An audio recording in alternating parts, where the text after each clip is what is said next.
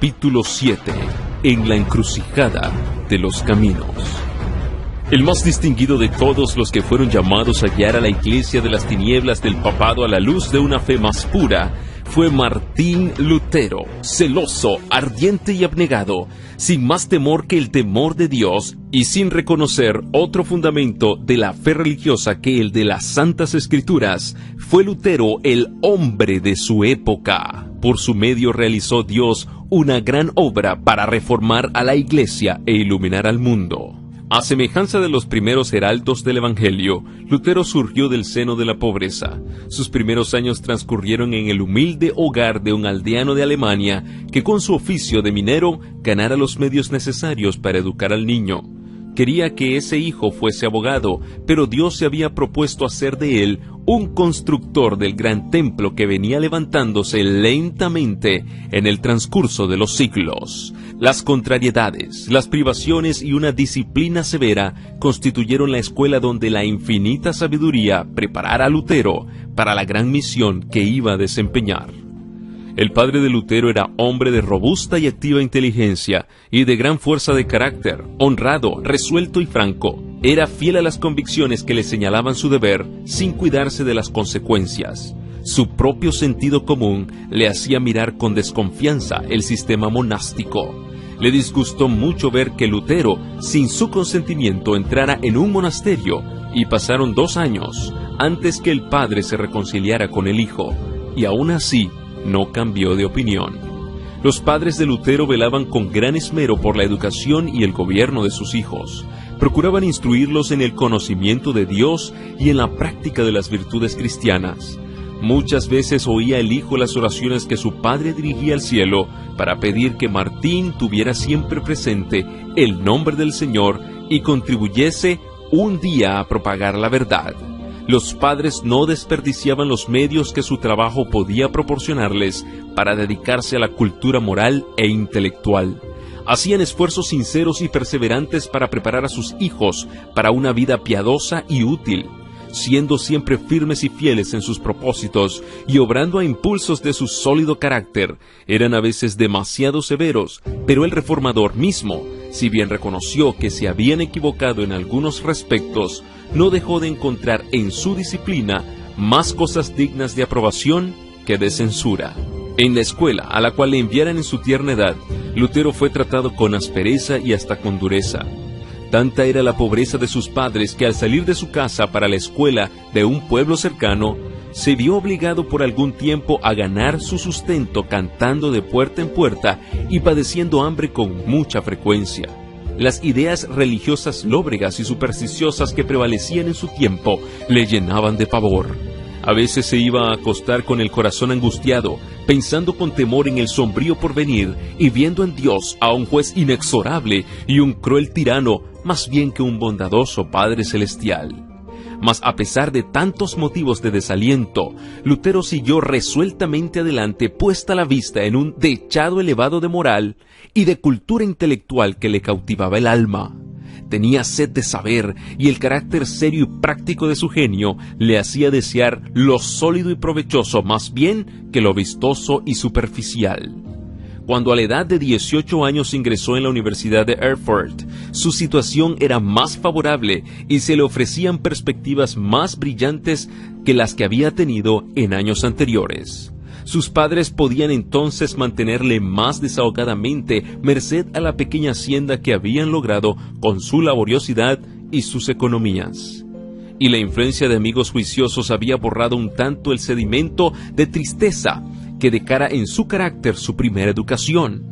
Se dedicó a estudiar los mejores autores, atesorando con diligencia sus maduras reflexiones y haciendo suyo el tesoro de conocimientos de los sabios. Aún bajo la dura disciplina de sus primeros maestros, dio señales de distinción y ahora, rodeado de influencias más favorables, vio desarrollarse rápidamente su talento.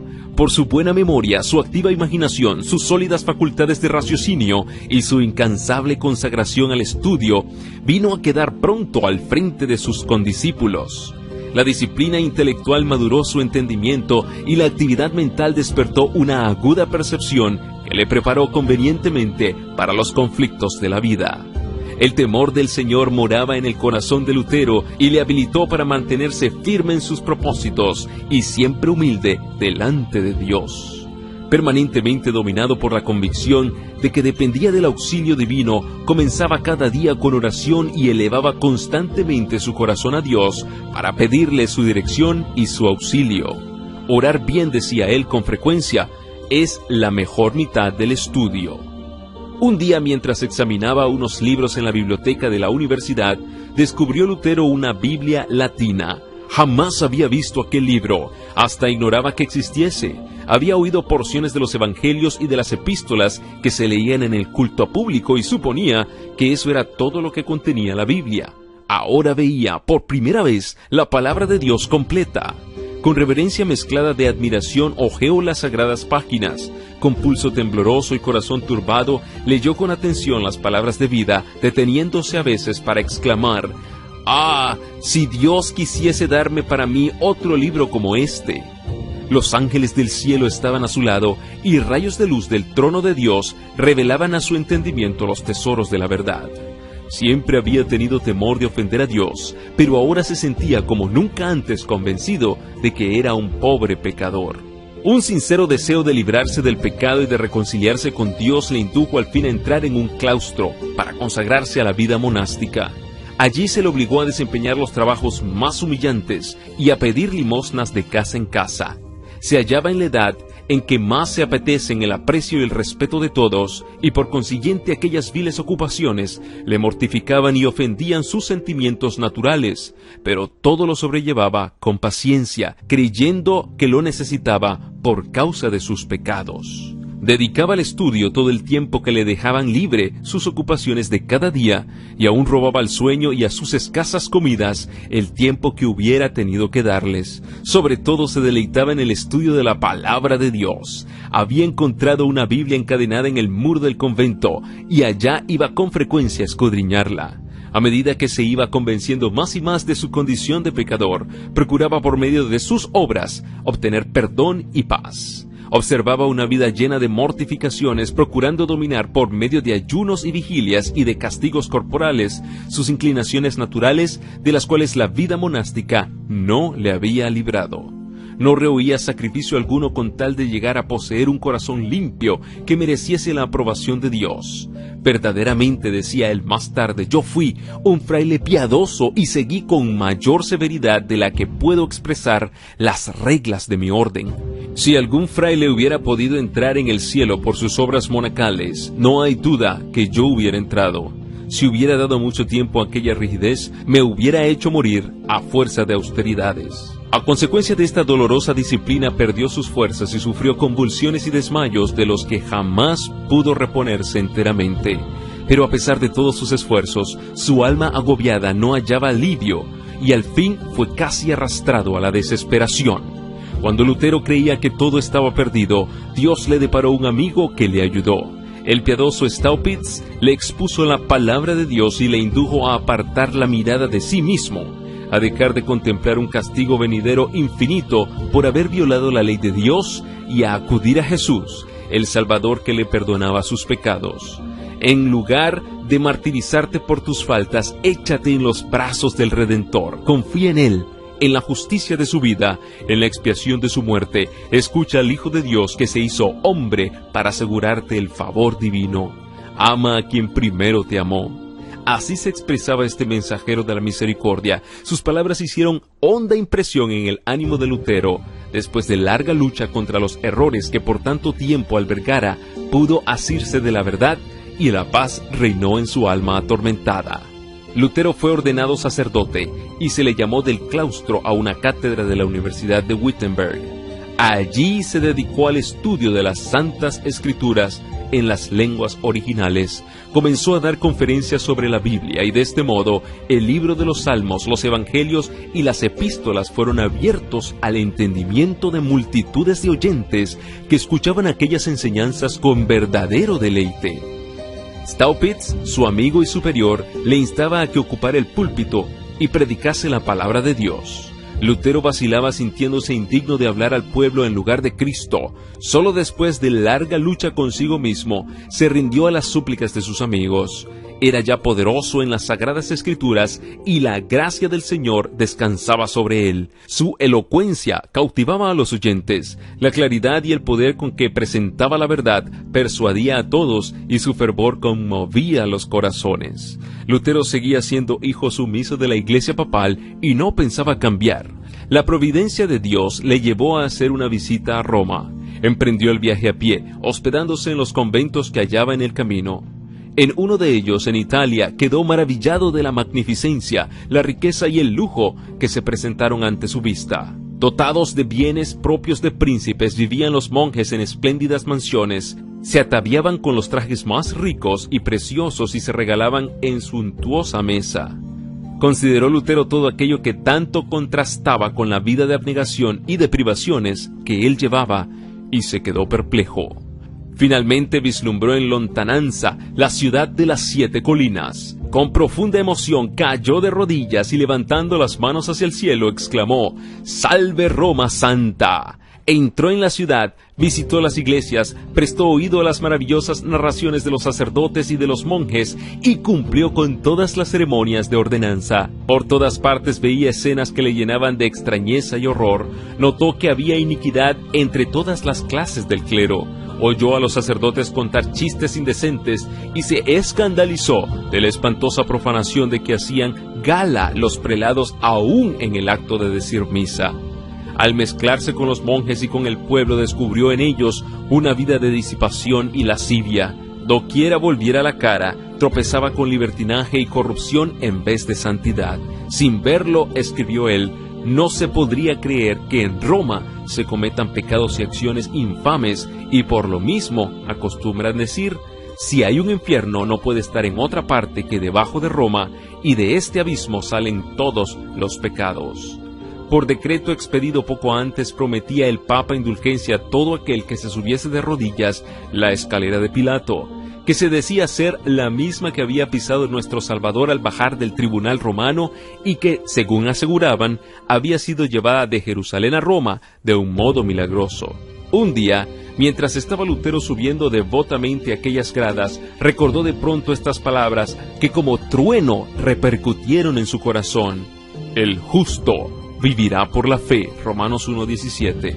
Púsose de pronto de pie y huyó de aquel lugar sintiendo vergüenza y horror. Ese pasaje bíblico no dejó nunca de ejercer poderosa influencia en su alma.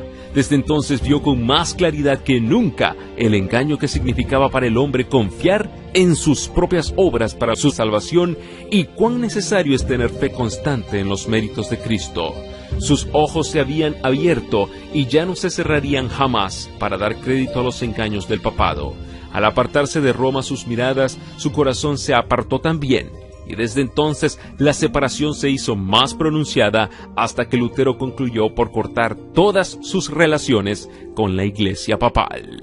Después de su regreso de Roma, recibió Lutero en la Universidad de Wittenberg el grado de doctor en teología.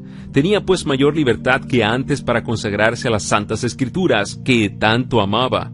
Había formulado el voto solemne de estudiar cuidadosamente y de predicar con toda fidelidad y por toda la vida la palabra de Dios, y no los dichos ni las doctrinas de los papas.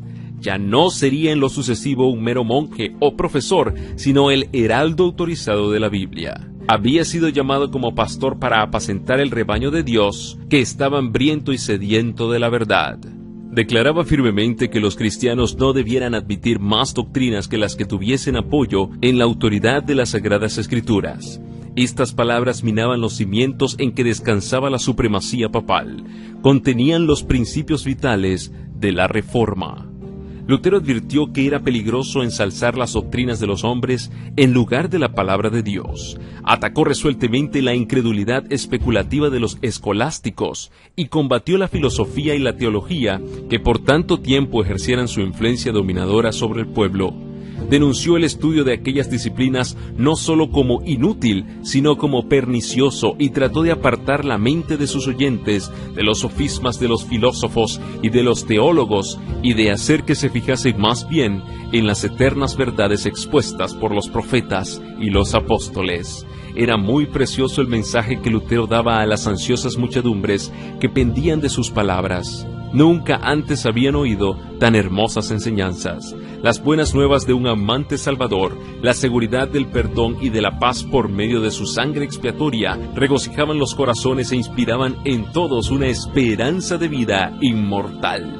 Encendióse así en Wittenberg la luz cuyos rayos iban a esparcirse por todas partes del mundo y que aumentaría en esplendor hasta el fin de los tiempos. Pero la luz y las tinieblas no pueden conciliarse. Entre el error y la verdad media un conflicto inevitable. Sostener y defender uno de ellos es atacar y vencer al otro. Nuestro Salvador ya lo había declarado: no vine a traer paz sino espada, Mateo 10:34, y el mismo Lutero dijo pocos años después de principiada la Reforma: no me conducía a Dios, sino que me impelía y me obligaba.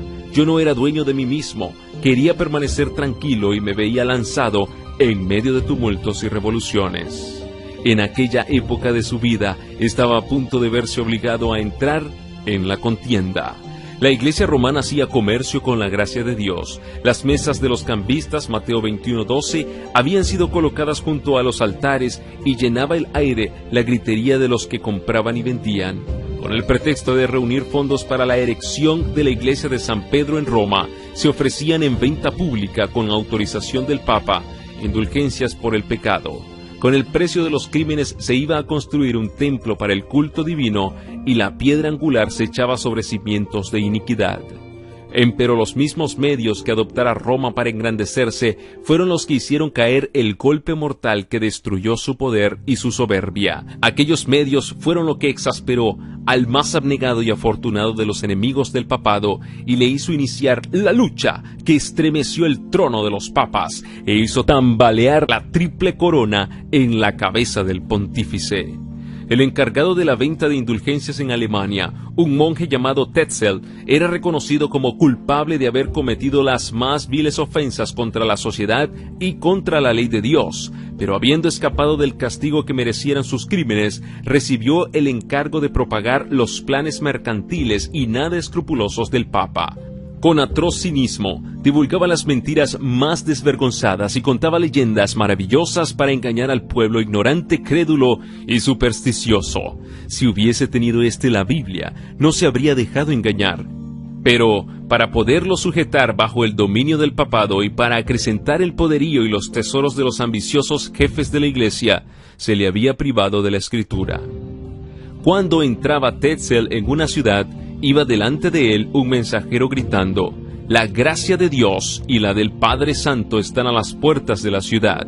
Y el pueblo recibía al blasfemo usurpador como si hubiera sido el mismo Dios que hubiera descendido del cielo. El infame tráfico se establecía en la iglesia y Tetzel ponderaba las indulgencias desde el púlpito como si hubiesen sido el más precioso don de Dios. Declaraba que en virtud de los certificados de perdón que ofrecía, quedábanle perdonados al que compraba las indulgencias, aún aquellos pecados que desease cometer después, y que ni aún el arrepentimiento era necesario. Hasta aseguraba a sus oyentes que las indulgencias tenían poder para salvar no solo a los vivos, sino también a los muertos, y que en el instante que las monedas resonaran al caer en el fondo de su cofre, el alma por la cual se hacía el pago escaparía del purgatorio y se dirigiría al cielo. Cuando Simón el mago intentó comprar a los apóstoles el poder de hacer milagros, Pedro le respondió: tu dinero perezca contigo, que piensas que el don de Dios se gane por dinero. Hechos 8:20. Pero millares de personas aceptaban ávidamente el ofrecimiento de Tetzel. Sus arcas se llenaban de oro y plata. Una salvación que podía comprarse con dinero era más fácil de obtener que la que requería arrepentimiento, fe y un diligente esfuerzo para resistir y vencer el mal. La doctrina de las indulgencias había encontrado opositores entre hombres instruidos y piadosos del seno mismo de la Iglesia de Roma, y eran muchos los que no tenían fe en acertos tan contrarios a la razón y a las Escrituras. Ningún prelado se atrevía a levantar la voz para condenar el inicuo tráfico, pero los hombres empezaban a turbarse y a inquietarse, y muchos se preguntaban ansiosamente si Dios no obraría por medio de alguno de sus siervos para purificar su iglesia. Lutero, aunque seguía adhiriéndose estrictamente al Papa, estaba horrorizado por las blasfemas declaraciones de los traficantes en indulgencias. Muchos de sus feligreses habían comprado certificados de perdón y no tardaron en acudir a su pastor para confesar sus pecados, esperando de él la absolución, no porque fueran penitentes y desearan cambiar de vida, sino por el mérito de las indulgencias. Lutero les negó la absolución y les advirtió que, como no se arrepintiesen y no reformasen su vida, morirían en sus pecados. Llenos de perplejidad, recurrieron a Tetzel para quejarse de que su confesor no aceptaba los certificados, y hubo algunos que con toda energía exigieron que se les devolviese su dinero. El fraile se llenó de ira, lanzó las más terribles maldiciones, hizo encender hogueras en las plazas públicas y declaró que había recibido del Papa la orden de quemar a los herejes que osaran levantarse contra sus santísimas indulgencias.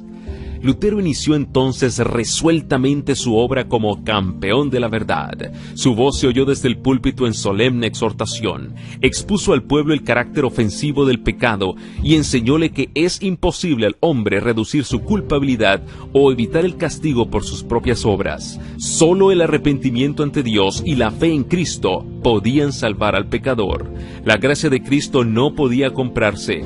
Era un don gratuito. Aconsejaba a sus oyentes que no comprasen indulgencias, sino que tuviesen fe en el Redentor crucificado. Refería su dolorosa experiencia personal, diciéndoles que en vano había intentado por medio de la humillación y de las mortificaciones del cuerpo asegurar su salvación, y afirmaba que desde que había dejado de mirarse a sí mismo y había confiado en Cristo, había encontrado paz y gozo para su corazón.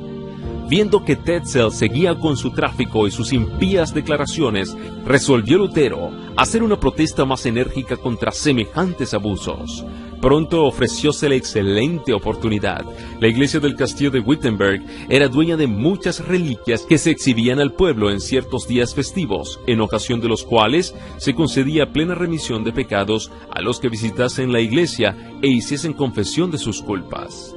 De acuerdo con esto, el pueblo acudía en masa a aquel lugar. Una de tales oportunidades, y de las más importantes por cierto, se acercaba: la fiesta de Todos los Santos.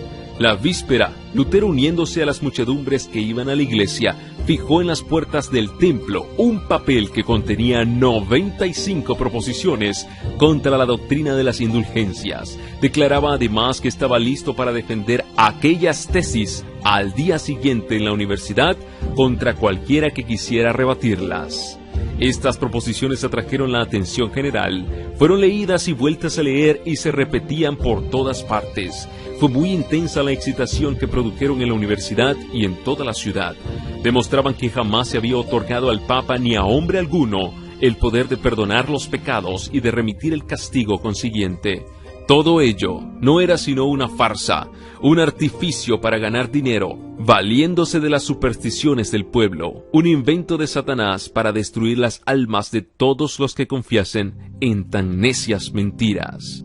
Se probaba además con toda evidencia que el Evangelio de Cristo es el tesoro más valioso de la Iglesia y que la gracia de Dios revelada en él se otorga de balde a los que la buscan por medio del arrepentimiento y de la fe. Las tesis de Lutero desafiaban a discutir, pero nadie osó aceptar el reto. Las proposiciones hechas por él se esparcieron luego por toda Alemania y en pocas semanas se difundieron por todos los dominios de la cristiandad. Muchos devotos romanistas que habían visto y lamentado las terribles iniquidades que prevalecían en la iglesia, pero que no sabían qué hacer para detener su desarrollo, leyeron las preposiciones de Lutero con profundo regocijo, reconociendo en ellas la voz de Dios. Les pareció que el Señor extendía su mano misericordiosa para detener el rápido avance de la marejada de corrupción que procedía de la sede de Roma. Los príncipes y los magistrados se alegraron secretamente de que iba a ponerse un dique al arrogante poder que negaba todo derecho a apelar de sus decisiones. Pero las multitudes supersticiosas y dadas al pecado se aterrorizaron cuando vieron desvanecerse los sofismas que amortiguaban sus temores. Los astutos eclesiásticos, al ver interrumpida su obra, que sancionaba el crimen y en peligro sus ganancias, se airaron y se unieron para sostener sus pretensiones. El reformador tuvo que hacer frente a implacables acusadores, algunos de los cuales le culpaban de ser violento y ligero para apreciar las cosas. Otros le acusaban de presuntuoso y declaraban que no era guiado por Dios, sino que obraba a impulso del orgullo y de la audacia. ¿Quién no sabe?, respondía él, que rara vez se proclama una idea nueva sin ser tildado de orgulloso y sin ser acusado de buscar disputas.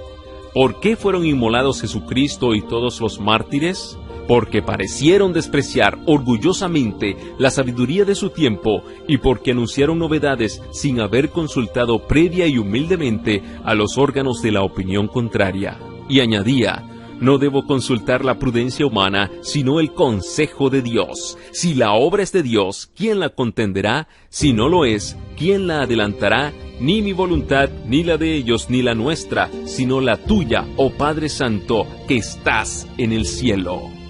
A pesar de ser movido Lutero por el Espíritu de Dios para comenzar la obra, no había de llevarla a cabo sin duros conflictos. Las censuras de sus enemigos, la manera en que falseaban los propósitos de Lutero y la mala fe con que juzgaban desfavorablemente e injustamente el carácter y los móviles del reformador, le envolvieron como ola que todo lo sumerge y no dejaron de tener su efecto. Lutero había abrigado la confianza de que los caudillos del pueblo, tanto en la iglesia como en las escuelas, se unirían con él de buen grado para colaborar con la obra de reforma. Ciertas palabras de estímulo que le habían dirigido algunos personajes de elevada categoría le habían infundido gozo y esperanza.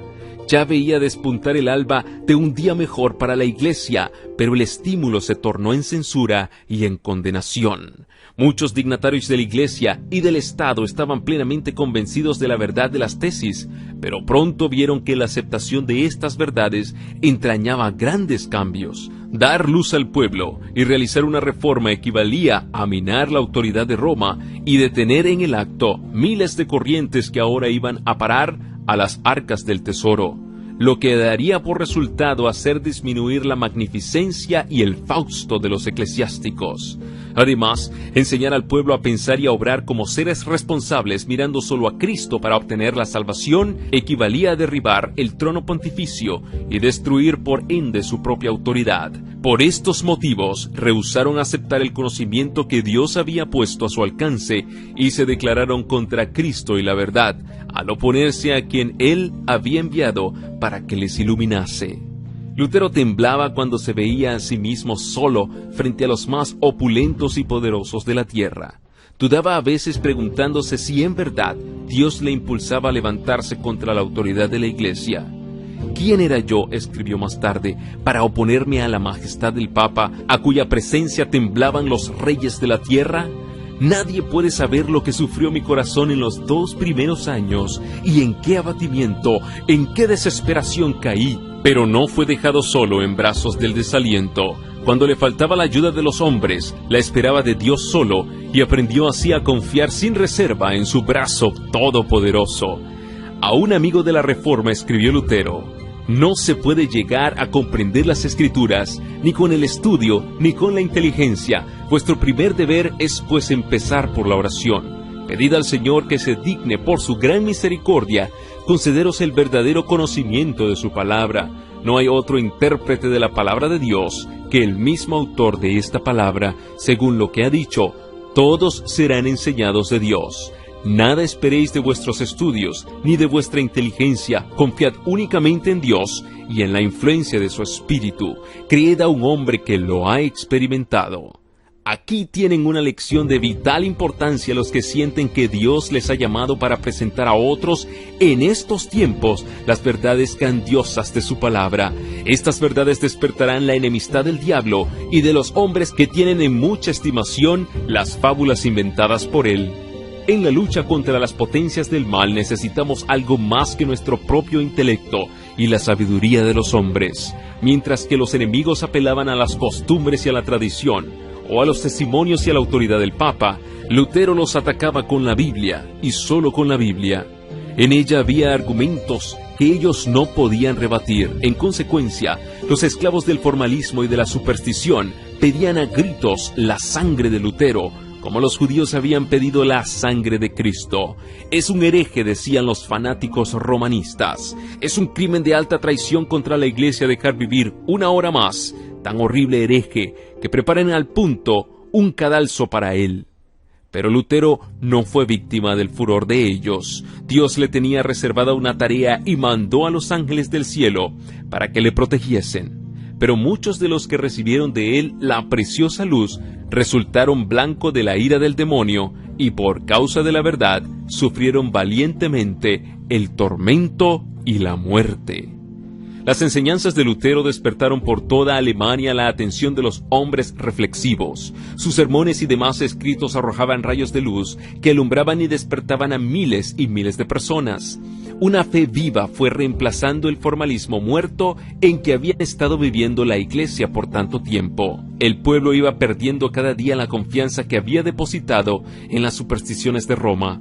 Poco a poco iban desapareciendo las fallas de los prejuicios. La palabra de Dios, por medio de la cual probaba Lutero cada doctrina y cada acerto, era como una espada de dos filos que penetraba en los corazones del pueblo. Por doquiera se notaba un gran deseo de adelanto espiritual. En todas partes había hambre y sed de justicia, como no se habían conocido por siglos. Los ojos del pueblo, acostumbrados por tanto tiempo a mirar los ritos humanos y a los mediadores terrenales, se apartaban de estos y se fijaban, con arrepentimiento y fe, en Cristo y en Cristo crucificado. Este interés general contribuyó a despertar más los recelos de las autoridades papales. Lutero fue citado a Roma para que contestara el cargo de herejía que pesaba sobre él. Este mandato llenó de espanto a sus amigos. Comprendían muy bien el riesgo que correría en aquella ciudad corrompida y embriagada con la sangre de los mártires de Jesús, de modo que protestaron contra su viaje a Roma y pidieron que fuese examinado en Alemania.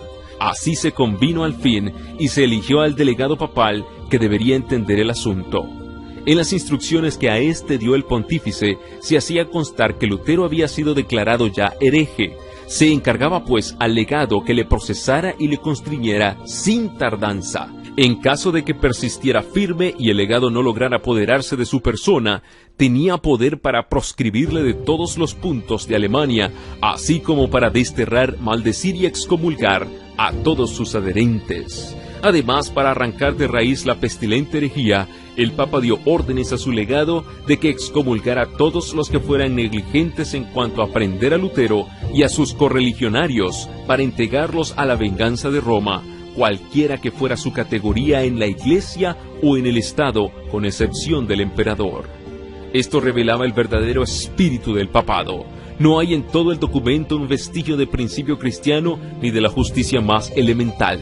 Lutero se hallaba a gran distancia de Roma, no había tenido oportunidad para explicar o defender sus opiniones y, sin embargo, antes que su caso fuese investigado, se le declaró sumariamente hereje y en el mismo día fue exhortado, acusado, juzgado y sentenciado, y todo esto por el que se llamaba Padre Santo, única autoridad suprema e infalible de la Iglesia y del Estado. En aquel momento, cuando Lutero necesitaba tanto la simpatía y el consejo de un amigo verdadero, Dios en su providencia mandó a Melanchthon a Wittenberg. Joven aún, modesto y reservado, tenía Melanchthon un criterio sano, extensos conocimientos y elocuencia persuasiva, rasgos todos que combinados con la pureza y rectitud de su carácter, le granjeaban el afecto y la admiración de todos. Su brillante talento no era más notable que su mansedumbre. Muy pronto fue discípulo sincero del Evangelio, a la vez que el amigo de más confianza de Lutero y su más valioso cooperador. Su dulzura, su discreción y su formalidad servían de contrapeso al valor y la energía de Lutero. La unión de estos dos hombres en la obra vigorizó la reforma y estimuló mucho a Lutero. Augsburgo era el punto señalado para la verificación del juicio, y allá se dirigió a pie el reformador. Sus amigos sintieron despertarse en sus ánimos serios temores por él. Se habían proferido amenazas sin embozo de que le secuestrarían y le matarían en el camino, y sus amigos le rogaban que no se arriesgara. Hasta llegaron a aconsejarle que saliera de Wittenberg por una temporada y que se refugiara entre los muchos que gustosamente le protegerían. Pero él no quería dejar por nada el lugar donde Dios le había puesto. Debía seguir sosteniendo fielmente la verdad, a pesar de las tempestades que se cernían sobre él. Sus palabras eran estas: soy como Jeremías, el hombre de las disputas y de las discordias, pero cuanto más aumentan sus amenazas, más acrecientan mi alegría. Han destrozado ya mi honor y mi reputación. Una sola cosa me queda, y es mi miserable cuerpo. Que lo maten. Abreviarán así mi vida de algunas horas. En cuanto a mi alma, no pueden quitármela. El que quiere propagar la palabra de Cristo en el mundo debe esperar la muerte a cada instante. Las noticias de la llegada de Lutero a Augsburgo dieron gran satisfacción al legado del Papa. El modesto hereje que había despertado la atención del mundo entero parecía hallarse ya en poder de Roma, y el legado estaba resuelto a no dejarle escapar. El reformador no se había cuidado de obtener un salvoconducto. Sus amigos le instaron a que no se presentase sin él, y ellos mismos se prestaron a recabarlo del emperador. El legado quería obligar a Lutero a retractarse, o si no lo lograba, a hacer que lo llevaran a Roma para someterle a la suerte que habían corrido Hus y Jerónimo. Así que, por medio de sus agentes, se esforzó en inducir a Lutero a que compareciese sin salvoconducto, confiando solo en el árbitro del legado. El reformador se negó a ello resueltamente. No fue sino después de recibido el documento que le garantizaba la protección del emperador cuando se presentó ante el embajador papal. Pensaron los romanistas que convenía conquistar a Lutero por una apariencia de bondad. El legado, en sus entrevistas con él, fingió gran amistad, pero le exigía que se sometiera implícitamente a la autoridad de la Iglesia y que se diera a todos sin reserva alguna y sin alegar. En realidad, no había sabido aquilatar el carácter del hombre con quien tenía que habérselas. Lutero, en debida respuesta, manifestó su veneración por la Iglesia, su deseo de conocer la verdad, su disposición para contestar las objeciones que se hicieran a lo que él había enseñado, y que sometería sus doctrinas al fallo de ciertas universidades de las principales. Pero a la vez protestaba contra la actitud del cardenal, que le exigía se retractara sin probarle primero que se hallaba en error. La única respuesta que se le daba era «retráctate, retráctate». El reformador adujo que su actitud era apoyada por las Santas Escrituras y declaró con entereza que él no podía renunciar a la verdad. El legado, no pudiendo refutar los argumentos de Lutero, le abrumó con un cúmulo de reproches, burlas y palabras de adulación, con citas de las tradiciones y dichos de los padres de la Iglesia, sin dejar al reformador oportunidad para hablar. Viendo Lutero que, de seguir así, la conferencia resultaría inútil, obtuvo al fin que se le diera, si bien de mala gana, permiso para presentar su respuesta por escrito. De esta manera, decía él, escribiendo a un amigo suyo, la persona abrumada alcanza doble ganancia. Primero, que lo escrito puede someterse al juicio de terceros, y segundo, que hay más oportunidad para apelar al temor, ya que no a la conciencia de un déspota arrogante y charlatán, que de otro modo se sobrepondría con su imperioso lenguaje. En la subsiguiente entrevista, Lutero presentó una clara, concisa y rotunda exposición de sus opiniones, bien apoyadas con muchas citas bíblicas. Este escrito, después de haberlo leído en alta voz, lo puso en manos del cardenal, quien lo arrojó desdeñosamente a un lado, declarando que era una mezcla de palabras tontas y de citas desatinadas.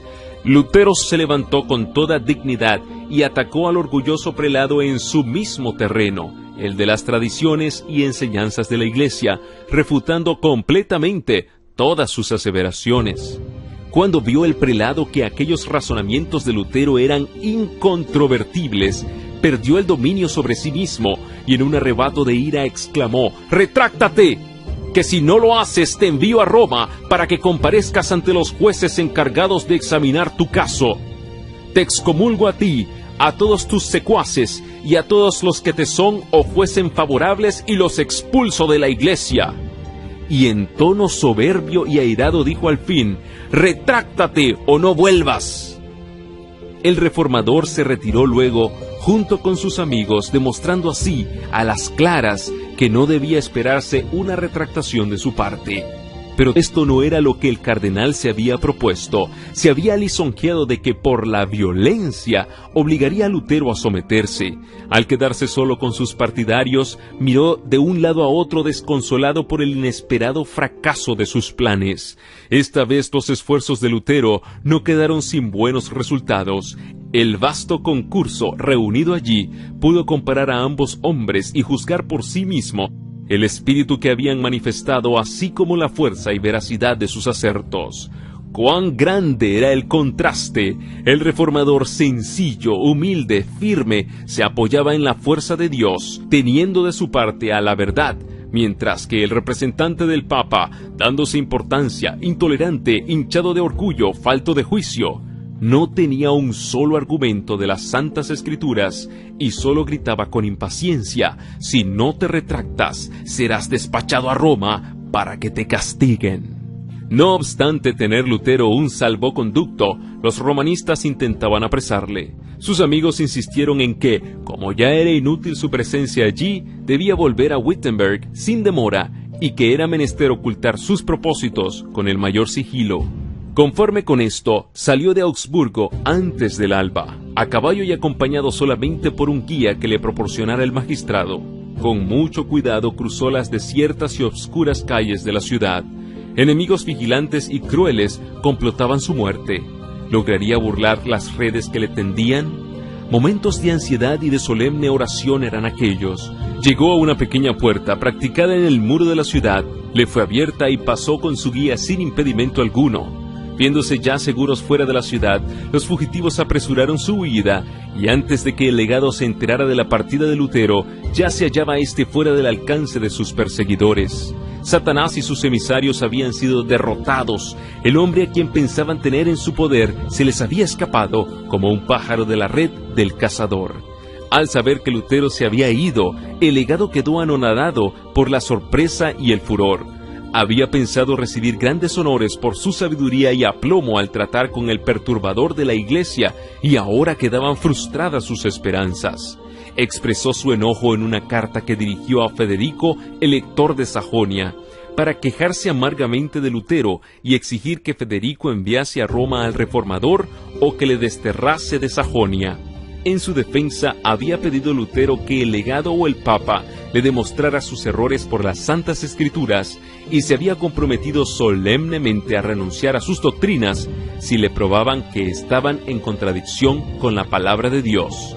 También había expresado su gratitud al Señor por haberle tenido por digno de sufrir por tan sagrada causa. El elector tenía escasos conocimientos de las doctrinas reformadas, pero le impresionaban profundamente el candor, la fuerza y la claridad de las palabras de Lutero, y Federico resolvió protegerle mientras no le demostrasen que el reformador estaba en error.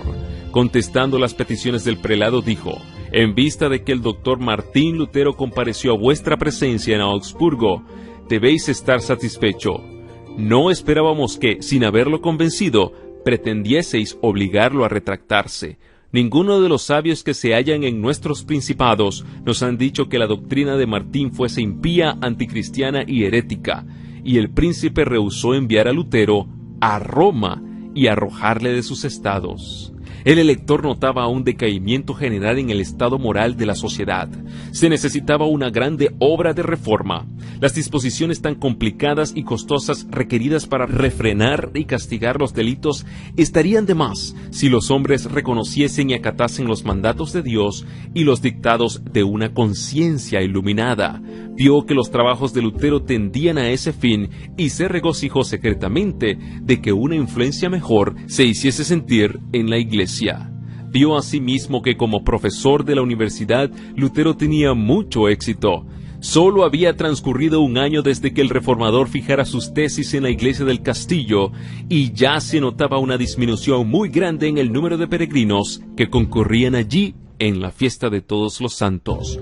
Roma estaba perdiendo adoradores y ofrendas, pero al mismo tiempo había otros que se encaminaban a Wittenberg, no como peregrinos que iban a adorar reliquias, sino como estudiantes que invadían las escuelas para instruirse.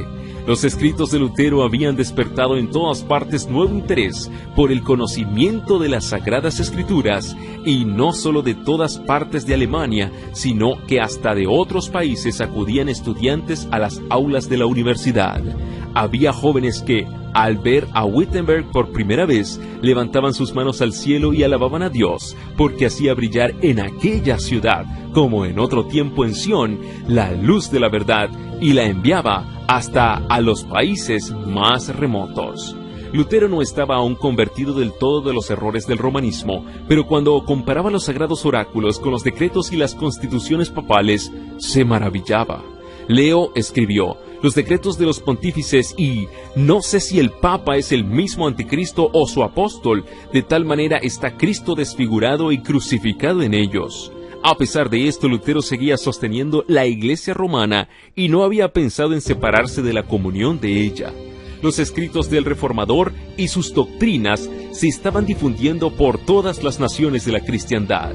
La obra se inició en Suiza y Holanda. Llegaron ejemplares de sus escritos a Francia y España. En Inglaterra recibieron sus enseñanzas como palabra de vida. La verdad se dio a conocer en Bélgica e Italia. Miles de creyentes despertaban de su mortal letargo y recibían el gozo y la esperanza de una vida de fe. Roma se exasperaba más y más con los ataques de Lutero, y de entre los más encarnizados enemigos de este, y aún de entre los doctores de las universidades católicas, hubo quienes declararon que no se imputaría pecado al que matase al rebelde monje. Cierto día un desconocido se acercó al reformador con una pistola escondida debajo de su manto y le preguntó por qué iba solo. «Estoy en manos de Dios», contestó Lutero. «Él es mi fuerza y mi amparo. ¿Qué puede hacerme el hombre mortal?». Al oír estas palabras, el hombre se demudó y huyó como si se hubiera hallado en presencia de los ángeles del cielo. Roma estaba resuelta a aniquilar a Lutero, pero Dios era su defensa. Sus doctrinas se oían por doquiera, en las cabañas, en los conventos, en los palacios de los nobles, en las academias y en la corte de los reyes. Y aún hubo hidalgos que se levantaron por todas partes para sostener los esfuerzos del reformador. Por aquel tiempo fue cuando Lutero, al leer las obras de Hus, descubrió que la gran verdad de la justificación por la fe, que él mismo enseñaba y sostenía, había sido expuesta por el reformador bohemio. «Todos hemos sido husitas», dijo Lutero, aunque sin saberlo. «Pablo, Agustín y yo mismo», y añadía, «Dios pedirá cuentas al mundo, porque la verdad fue predicada hace ya un siglo y la quemaron». En un llamamiento que dirigió Lutero al emperador y a la nobleza de Alemania en pro de la reforma del cristianismo, decía refiriéndose al Papa: «Es una cosa horrible contemplar al que se titula vicario de Cristo ostentando una magnificencia superior a la de los emperadores. ¿Es esto parecerse al pobre Jesús o al humilde San Pedro? Él es, dicen, el Señor del mundo, mas Cristo, del cual se jacta ser el vicario, dijo: mi reino no es de este mundo». ¿El reino de un vicario se extendería más allá que el de su Señor? Hablando de las universidades decía: «Temo mucho que las universidades sean unas anchas puertas del infierno si no se aplican cuidadosamente a explicar la Escritura Santa y grabarla en el corazón de la juventud. Yo no aconsejaré a nadie que coloque a su hijo donde no reine la Escritura Santa. Todo instituto donde los hombres no están constantemente ocupados con la palabra de Dios se corromperá». Este llamamiento circuló con rapidez por toda Alemania e influyó poderosamente en el ánimo del pueblo. La nación entera se sentía conmovida y muchos se apresuraban a alistarse bajo el estandarte de la Reforma. Los opositores de Lutero, que se consumían en deseos de venganza, exigían que el Papa tomara medidas decisivas contra él. Se decretó que sus doctrinas fueran condenadas inmediatamente. Se concedió un plazo de 60 días al reformador y a sus correligionarios, al cabo de los cuales, si no se retractaban, serían todos excomulgados. Fue un tiempo de crisis terrible para la Reforma. Durante siglos la sentencia de excomunión pronunciada por Roma había subido en el terror a los monarcas más poderosos y había llenado los más soberbios imperios con desgracias y desolaciones. Aquellos sobre quienes caía la condenación eran mirados con espanto y horror, quedaban incomunicados de sus semejantes y se les trataba como a bandidos a quienes se debía perseguir hasta exterminarlos. Lutero no ignoraba la tempestad que estaba a punto de desencadenarse sobre él, pero se mantuvo firme, confiando en que Cristo era su escudo y fortaleza. Con la fe y el valor de un mártir escribía: ¿qué va a suceder? No lo sé, ni me interesa saberlo. Sea donde sea que estalle el rayo, permanezco sin temor, ni una hoja del árbol cae sin el beneplácito de nuestro Padre Celestial, cuanto menos nosotros. Es poca cosa morir por el Verbo, pues que este Verbo se hizo carne y murió por nosotros. Con Él resucitaremos, si con Él morimos, y pasando por donde Él pasó, llegaremos a donde llegó, y moraremos con Él durante la eternidad. Cuando tuvo conocimiento de la bula papal, dijo: la desprecio y la ataco como impía y mentirosa. El mismo Cristo es quien está condenado en ella. Me regocijo de tener que sobrellevar algunos males por la más justa de las causas. Me siento ya más libre en mi corazón, pues sé finalmente que el Papa es el anticristo y que su silla es la de Satanás. Sin embargo, el decreto de Roma no quedó sin efecto. La cárcel, el tormento y la espada eran armas poderosas para imponer la obediencia. Los débiles y los supersticiosos temblaron ante el decreto del Papa, y si bien era general la simpatía hacia Lutero, muchos consideraron que la vida era demasiado cara para arriesgarla en la causa de la Reforma. Todo parecía indicar que la obra del reformador iba a terminar. Pero Lutero se mantuvo intrépido. Roma había lanzado sus anatemas contra él, y el mundo pensaba que moriría o se daría por vencido. Pero con irresistible fuerza, Lutero devolvió a Roma la sentencia de condenación y declaró públicamente que había resuelto separarse de ella para siempre. En presencia de gran número de estudiantes, doctores y personas de todas las clases de la sociedad, quemó Lutero la bula del Papa con las leyes canónicas, las decretales y otros escritos que daban apoyo al poder papal. Al quemar mis libros, dijo él, mis enemigos han podido causar mengua a la verdad en el ánimo de la plebe y destruir sus almas. Por esto yo también he destruido sus libros. Ha principiado una lucha reñida. Hasta aquí no he hecho sino chancear con el Papa. Principié esta obra en nombre de Dios, y ella se acabará sin mí y por su poder. A los escarnios de sus enemigos que le desafiaban por la debilidad de su causa, contestaba Lutero: ¿quién puede decir que no sea Dios el que me ha elegido y llamado, y que ellos al menospreciarme no deberían temer que están menospreciando a Dios mismo? Moisés iba solo a la salida de Egipto, Elías estaba solo en los días del rey Acab, Isaías solo en Jerusalén, Ezequiel solo en Babilonia. Dios no escogió jamás por profeta ni al sumo sacerdote ni a otro personaje distinguido, sino que escogió generalmente a hombres humildes y menospreciados, y en cierta ocasión a un pastor, Amós. En todo tiempo los santos debieron, con peligro de su vida, reprender a los grandes, a los reyes, a los príncipes, a los sacerdotes y a los sabios. Yo no digo que soy un profeta, pero digo que deben temer precisamente porque yo soy solo y porque ellos son muchos. De lo que estoy cierto es de que la palabra de Dios está conmigo y no con ellos. No fue sino después de haber sostenido una terrible lucha en su propio corazón, cuando se decidió finalmente Lutero a separarse de la Iglesia.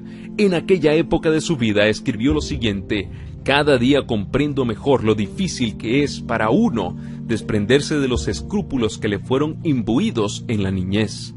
Oh, cuánto no me ha costado, a pesar de que me sostiene la Santa Escritura, convencerme de que es mi obligación encararme yo solo con el Papa y presentarlo como el anticristo. ¿Cuántas no han sido las tribulaciones de mi corazón? ¿Cuántas veces no me he hecho a mí mismo con amargura la misma pregunta que he oído frecuentemente de labios de los papistas? ¿Tú solo eres sabio? ¿Todos los demás están errados? ¿Qué sucederá si al fin de todo eres tú el que estás en error y envuelves en el engaño a tantas almas que serán condenadas por toda la eternidad? Así luché yo contra mí mismo y contra Satanás hasta que Cristo, por su palabra infalible, fortaleció mi corazón contra estas dudas. El Papa había amenazado a Lutero con la excomunión si no se retractaba, y la amenaza se cumplió. Se expidió una nueva bula para publicar la separación definitiva de Lutero de la Iglesia romana. Se le declaraba maldito por el cielo y se incluía en la misma condenación a todos los que recibiesen sus doctrinas. La gran lucha se iniciaba de lleno. La oposición es la suerte que les toca a todos aquellos a quienes emplea Dios para que prediquen verdades aplicables especialmente a su época. Había una verdad presente o de actualidad en los días de Lutero, una verdad que en aquel tiempo revestía especial importancia y así hay ahora una verdad de actualidad para la Iglesia en nuestros días. Al Señor, que hace todas las cosas de acuerdo con su voluntad, le ha agradado colocar a los hombres en diversas condiciones y encomendarles deberes particulares propios del tiempo en que viven y según las circunstancias de que están rodeados. Si ellos aprecian la luz que se les ha dado, obtendrán más amplia percepción de la verdad. Pero hoy día, la mayoría no tiene más deseo de la verdad que los papistas enemigos de Lutero. Existe hoy la misma disposición que antaño para aceptar las teorías y tradiciones de los hombres antes que las palabras de Dios. Y los que esparcen hoy este conocimiento de la verdad no deben esperar encontrar más aceptación que la que tuvieron los primeros reformadores. El gran conflicto entre la verdad y la mentira, entre Cristo y Satanás, irá aumentando en intensidad a medida que se acerque el fin de la historia del mundo. Jesús había dicho a sus discípulos: si fueseis del mundo, el mundo os amaría como a cosa suya, mas por cuanto no sois del mundo, sino que yo os he escogido del mundo, por esto os odia el mundo.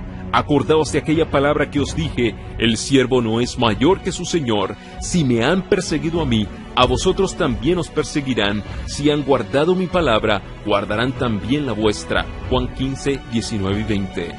Y en otra ocasión había dicho abiertamente: ¡ay de vosotros cuando todos los hombres hablaren bien de vosotros! Pues del mismo modo hacían los padres de ellos con los falsos profetas. Lucas 6, 26. En nuestros días, el espíritu del mundo no está más en armonía con el espíritu de Cristo que en tiempos antiguos, y los que predican la palabra de Dios en toda su pureza no encontrarán mejor acogida ahora que entonces. Las formas de oposición a la verdad pueden cambiar. La enemistad puede ser menos aparente en sus ataques porque es más sutil, pero existe el mismo antagonismo que seguirá manifestándose hasta el fin de los siglos.